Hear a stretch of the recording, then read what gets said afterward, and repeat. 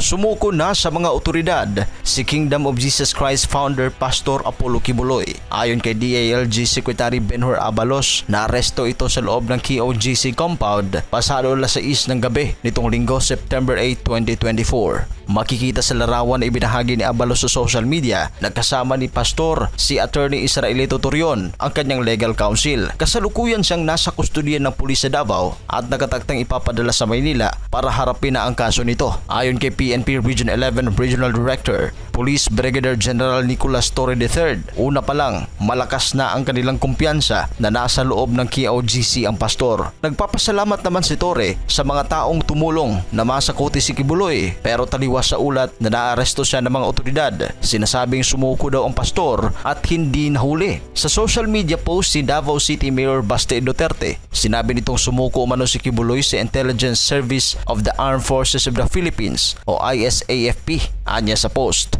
Pastor Kibbs surrendered ISAFP and now en route to Manila after he submitted himself. Iba ang nahuli sa kusang sumuko.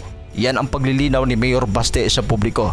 Sa ulat naman ng mga pahayagan, sinasabing sumuko si Pastor Quiboloy kay Major General Edmondo Peralta, ang commander ng ISAFP, at hindi sumuko kay General Torre. Dadalhin ngayon si Quiboloy sa ISAFP headquarters sa Camp Emilio Aguinaldo sa Quezon City. Makikita naman sa mga litrato na nagsisilabasan ng mga kapulisan sa KOGC compound at bumalik sa Camp Quintin Merecido matapos ang balitang nahuli na ang pastor. Matatandaang si Pastor Quiboloy ay nahaharap sa kasong human trafficking at child abuse. August 24, nang sinalakay na mga nasa 2,000 mga kapulisan ang KOGC compound sa Davao City para arestuhin ang pastor. Ilang araw na bigo ang mga otoridad at ngayon umabot sa 16 days bago ito sumuko. Nauna nang sinabi ni Quiboloy sa pamamagitan ng kanyang abogado na lulutang lamang siya kung matitiyak ng pamahalaan na hindi siya ito turn over sa Amerika. May kinakaharap din kasing kaso na human trafficking sa Amerika si Quiboloy at may warrant of arrest mula sa Federal Bureau of Investigation FBI at itinuturing na pugante